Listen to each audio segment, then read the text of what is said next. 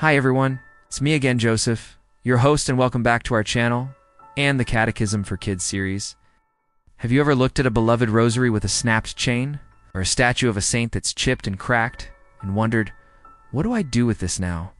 It feels wrong to just toss it in the bin, but what's the right way to handle it? Well, you've come to the right place. Today, we're going to explore the respectful and proper ways to care for blessed items, even when they're broken. First, let's understand what we're talking about.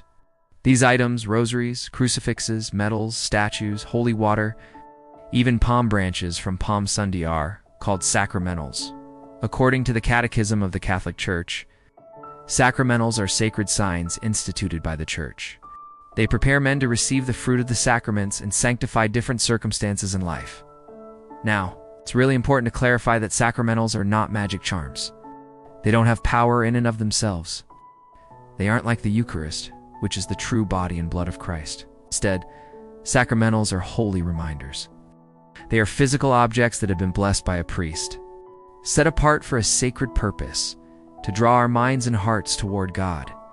They help us remember His love, the saints who intercede for us, and the truths of our faith. Because they've been blessed and dedicated to God, they should be treated with special care and reverence. It's much like we would handle a Bible.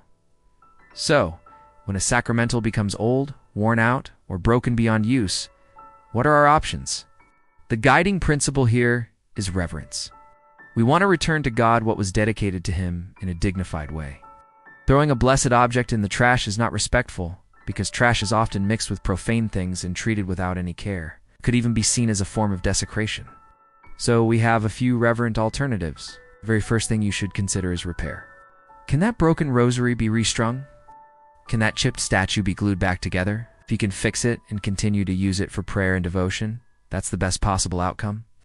Many jewelry repair shops can fix a rosary, or you might even find a local Catholic group or individual who repairs them as a ministry.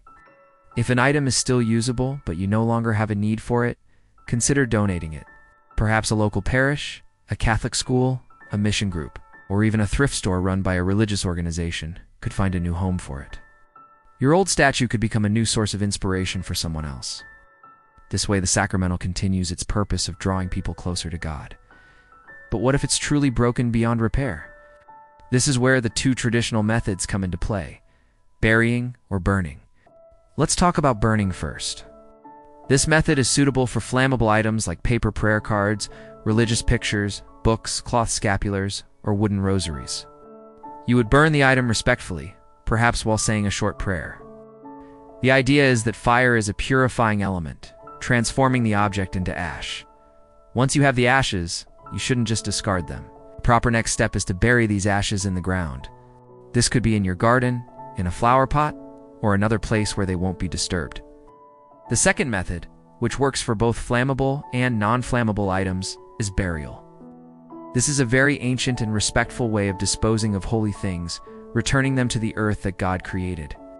You can bury a broken metal rosary, a plaster statue, or any other sacramental. If possible, it's a good practice to break down larger items, like a statue, into smaller, unrecognizable pieces before burying them. This is done to prevent someone from digging it up later and using it improperly or disrespectfully. Where should you bury it? A Catholic cemetery is an ideal location as it's consecrated ground. Burying it on church property is also a great option, though you should always ask for permission first. However, it is perfectly acceptable to bury a sacramental in your own backyard, in a spot where it's unlikely to be dug up by pets or future construction. Well, what about holy water? If your holy water becomes contaminated, or you simply have an excess amount, you shouldn't pour it down the drain. The drain leads to the sewer, which is not a respectful place for a blessed item. Instead, pour the holy water directly onto the ground outside. Perhaps at the base of a plant or tree in your garden. You're returning it to God's creation. Now, let's touch on a few things to avoid. As we've established, never throw sacramentals in the common trash. Also, a word of caution about leaving broken items at your parish. While some churches may have a designated box for this, many do not. Your parish office is not a holy dumpster. The priests and staff are already incredibly busy, and leaving items for them to dispose of just adds to their workload. It's a work of personal reverence for you to handle the disposal yourself using the methods we've discussed. Another important point: you should never sell a blessed object. The buying or selling of spiritual things is a sin called simony. Once an item is blessed, it is removed from the commercial world and dedicated to God. If you want to give it away, that's a beautiful act of charity, but money should not be exchanged for the blessing itself. This practice of reverent disposal isn't just about following rules. It's about cultivating a disposition of respect for the sacred in our lives. As the first letter of Peter says, "You shall be holy, for I am holy." Our faith is not just an intellectual belief. It's lived out in our actions, big and small. How we treat these simple, blessed objects is a reflection of how we view our relationship with God. It's a small but meaningful way to show love and honor for the holy realities they represent. So, the next time you find a broken rosary, a tattered scapular, or a chipped statue, you'll know exactly what to do. You can see if it can be repaired or passed on.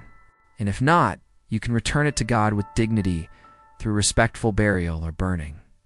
By taking this extra care, we reinforce in our own hearts the sacredness of our faith and the reverence due to God in all things. Thank you so much for joining me today to learn more about our beautiful Catholic traditions.